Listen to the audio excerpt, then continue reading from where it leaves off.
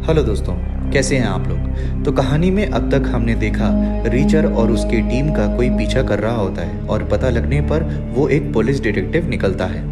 फिर रीचर और नीली को फ्रांस की पेनड्राइव से कुछ लोगों के नाम की लिस्ट मिलती है और दूसरी तरफ ओरोस्को की डेथ की खबर कसिनो का मालिक आकर रीचर को देता है। कहानी में 10 दिन पहले लैंगस्टन, जो कि न्यू एज टेक्नोलॉजीज का मालिक है, उसके लोग फ्रांस को मार रहे होते हैं और बोलते हैं जो तुझे पता है वो हमें बता दे। पर फ्रांस लैंगस्टन के मुंह पर थूक कर कहता है मैं नहीं बताऊंगा, जो उखाड़ना है उखाड़ ले। फिर लैंगस्टन फ्रांस को मारकर उसकी टांग तोड़ देता है और हेलीकॉप्टर से फेंकने जाता है।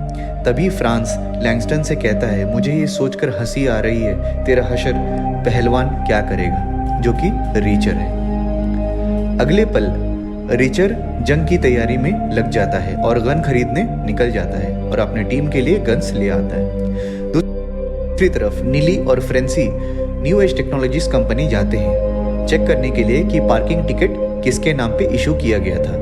वहाँ पे वो मार्लो बंद से मिलते हैं जो बताती है कि वो पार्किंग टिकट ट्रेवर नाम के बंदे को दिया गया था और वो लोग ये डिटेल लेने के बाद वहाँ से निकल जाते हैं। अगले पल डिटेक्टिव रीचर और ओडोनल को रिमांड रूम में लेकर जाता है और फिर वो लोग वहाँ पे बातचीत करने लगते हैं। फिर डिटेक्टिव को लगता है कि रीचर और उसकी टीम डिटेक्टिव की साइड ही है और वो लोग भी फ्रांस की मौत की छानबीन कर रहे हैं। फिर नीली और फ्रांसिस बैठकर रूम में बात कर रहे होते हैं और बात के दौरान फ्रांसिस उन नंबर्स को क्रैक कर लेती है जो उसे फ्रांस के पेनड्राइव से मिले होते हैं, जिससे उसे ये पता चलता है कि कुछ 7 महीने और उसके बीच के हुए ट्रांजैक्शंस के बारे में ये नंबर्स उन्हें बता रहे हैं। अगले पल रीचर और उसके टीम को एक बार के बाहर एक डेड बॉडी मिलती है और चेक करने पर पता चलता है कि ये बंदा दारू के नशे में ड्रग्स लेकर भाग रहा था और उसे किसी ने गोली मार दिया। दूसरी तरफ डिटेक्टिव आकर रिचर को बताता है कि ओरोस्को और सांचेस की डेथ हो चुकी है। फिर रिचर उसे उन नामों की लिस्ट देता है जो उसे फ्रांस की पेनड्राइव से मिली होती है और डिटेक्टिव उसे चेक करता है और चेक करने पर उसे एक बंदे का नाम मैचिंग मिलता है जिसका नाम अजहर महमूद होता है, जो कि हथियारों का डीलर है और 1 घंटे में न्यूयॉर्क एयरपोर्ट से निकलने वाला है।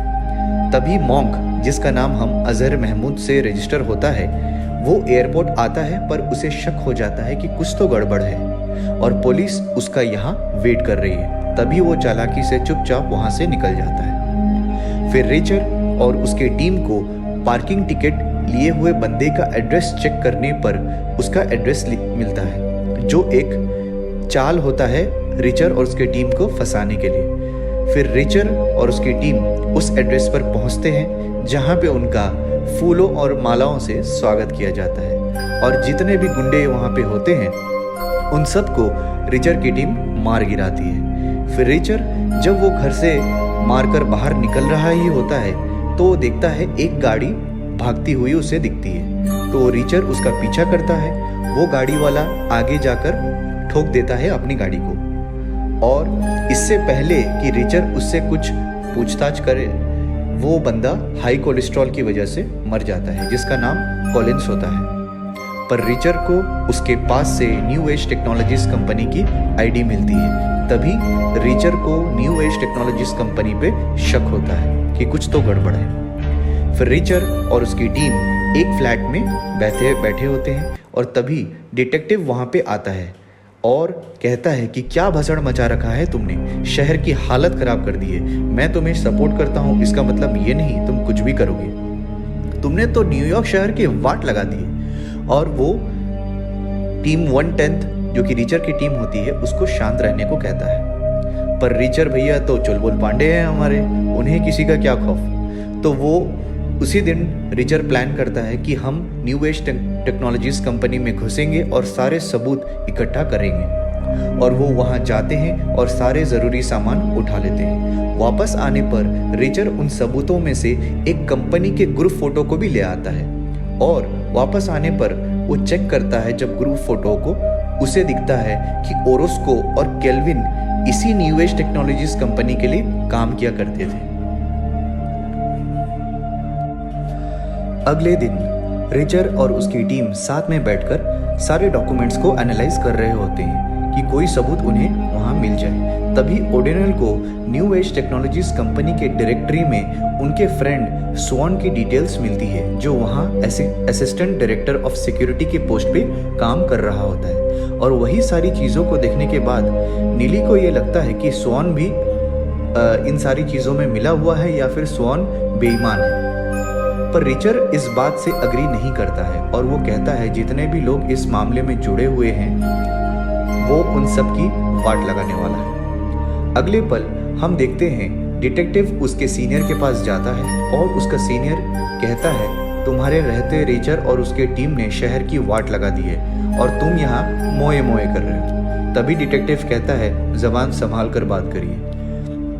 तभी उसका सीनियर शांत हो जाता है और इन्वेस्टिगेशन कंटिन्यू करने को कहता है। अगले पल हम देखते हैं रिचर और उसकी टीम फिर से वही रेस्टोरेंट में बैठकर सारे डॉक्यूमेंट्स को चेक कर रहे होते हैं। तभी नीली को कुछ मिलता है जहां वो ये देखती है कि स्वॉन और मार्लो बंस के बीच कुछ ईमेल्स शेयर हुए होते हैं जो कि नॉर्मल ईमेल्स जैसे बिल्कुल भी नहीं होते हैं। उन ईमेल्स में सीक्रेट तरीके से गाने के लिरिक्स के थ्रू कुछ कोडेड मैसेज भेजे गए होते हैं। इसी से सबका शक स्वॉन के ऊपर जाता है और सब फिर से स्वॉन के ऊपर शक करते हैं कि वो एक बेईमान बंदा है और बड़े अमाउंट के लिए बिक चुका है। फिर रिचर को इन सब बातें सुनने के बाद उसके दिमाग में कुछ खटकता है और वो फेडरल डिफेंस प्रोजेक्ट की एक फाइल निकाल कर कहता है कि न्यू एज टेक्नोलॉजीज को एक कॉन्ट्रैक्ट मिलने वाली थी जो कि 9 फिगर्स का कॉन्ट्रैक्ट होता है, जो कि बहुत बड़ी अमाउंट है। इससे उनको पता चलता है कि न्यू एज कंपनी सरकारी कॉन्ट्रैक्ट से अरबों रुपए कमाता है और उन्हें सपोर्ट करता है। फिर भी सारे टीममेट्स स्वॉन को शक की निगरानी से देखते हैं। तभी यही सोचते सोचते रिचर एक फ्लैशबैक में जाता है जहां उसे ये याद आता है कि एक बार 110th टीम ने एक ड्रग्स रेड में 28 पैकेट ड्रग्स को पकड़ा था, पर चेक करने पर उन्हें सिर्फ 27 पैकेट ही मिलते हैं। फिर रिचर कहता है चलो गाड़ी जाकर चेक करते हैं और गाड़ी चेक करने पर वो एक पैकेट स्वॉन की गाड़ी से मिल जाता है और वो लोग चले जाते हैं वापस। अगले सीन में हम देखते हैं मॉन्क जो एक शातिर क्रिमिनल है और लोगों को मार रहा है, वो एक स्किन सर्जन से अपॉइंटमेंट लेता है और उसे अपने फेस को चेंज करने को कहता है। पर डॉक्टर कहता है कि आप ऑलरेडी इतने हैंडसम हो, क्यों बेकार में अपने पैसे वेस्ट कर रहे हो। तभी मॉन्क उसे मार देता है और डॉक्टर की सेक्रेटरी को भी मार देता है और वहां से निकल जाता है। अगले पल हम देखते हैं रिचर और उसकी टीम डैनियल बॉयड नाम के एक बंदे के बारे में पता लगाते हैं जो इस बड़े ऑर्गेनाइजेशन की एक कमजोर कड़ी होती है और पेशे से लॉयर भी होता है जिसकी कमजोरियां लड़की हैं। सो वो लोग उसे टारगेट बनाते हैं और प्लान करते हैं इससे सारे डिटेल्स निकालने की। इसी सब के बीच रिचर को डिटेक्टिव का कॉल आता है और वो कहता है कि क्या कर रहे हो तुम, ये सब क्या भसड़ मचा रखा है, तुमने न्यू एज टेक्नोलॉजीज कंपनी में ये सब क्यों किया जाके। तभी रिचर कहता है ये मेरी मजबूरी है, मुझे करना पड़ेगा। फिर रिचर डिटेक्टिव से कहता है न्यू एज टेक्नोलॉजीज की कंपनी की एम्प्लॉय लिस्ट चेक करो, उसमें से तुम्हें जरूर कुछ ना कुछ सबूत मिलेगा। फिर निली और फ्रांसिस मार्लो बंस के घर जाते हैं छानबीन करने, पर घर चेक करने पर वो घर से ऑलरेडी भाग चुकी होती है और पीछे बहुत सारा कैश छोड़ जाती है। अगले सीन में हम मॉन्क को देखते हैं जो वो स्किन सर्जन की आईडी चुराकर उसके आईडी से डॉक्टर बनकर एक गाड़ी रेंट पर लेता है ताकि मॉन्क के कुछ भी करने पर सारा शक डॉक्टर पे जाए।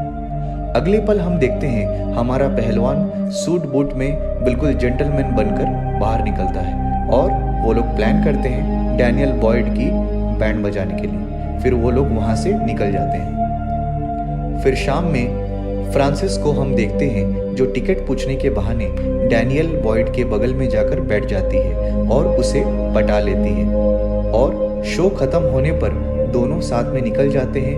फ्रांसिस कहती है मेरी गाड़ी पे चलते हैं, मजे करेंगे। फिर वो लोग गाड़ी में जाते हैं और कुछ भी करने से पहले फ्रांसिस कहती है चलो कुछ करने से पहले थोड़ा गर्म हो जाए, और वो ड्रग्स निकालती है और पहले डैनियल को ट्राई करने कहती है।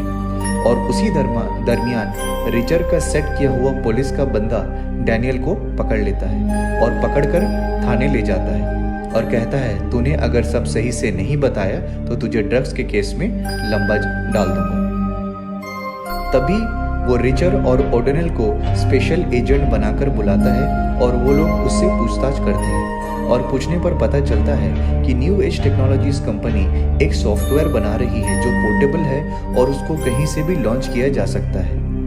ये कहने को एंटी मिसाइल चिप्स हैं, पर इससे गलत तरीके से इस्तेमाल किया जा रहा है, जो कि इसको मिसाइल पे डालने के बाद एक बार लॉन्च कर दिया जाए तो वो टारगेट को ख़त्म करने से पहले ख़त्म नहीं होती और इस हथियार से कोई भी कॉमर्शियल एयरक्राफ्ट को भी उड़ाया जा सकता है। और ये भी बताता है कि न्यू एज टेक्नोलॉजीज कंपनी की सिर्फ एक ऑफिस नहीं है, उसकी दो ऑफिस है। फिर रिचर और उसकी टीम वहां से निकल जाते हैं और रिचर को बड़े जोरों से भूख लगी होती है, तो वो रेस्टोरेंट जाने को अपने साथियों से कहता है। रेस्टोरेंट पहुंचने पर वहां पे लैंगस्टन, जो कि न्यू एज टेक्नोलॉजीज का मालिक है, उसके गुंडे आ जाते हैं रिचर को मारने के लिए। फिर रिचर और उसकी टीम धोबी के कुत्ते के जैसे उनकी धुलाई करते हैं और उनको मार देते हैं। फिर रिचर लैंगस्टन को फोन लगाता है और कहता है जैसा तू चाहता था उसका उल्टा हुआ है यहाँ पे, अब बोल।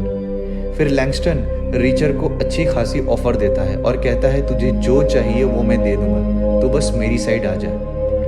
फिर रिचर कहता है मुझे कुछ भी नहीं चाहिए, मुझे बस तुझे हेलीकॉप्टर से फेंकना है जैसे तुमने मेरे दोस्त को फेंका था।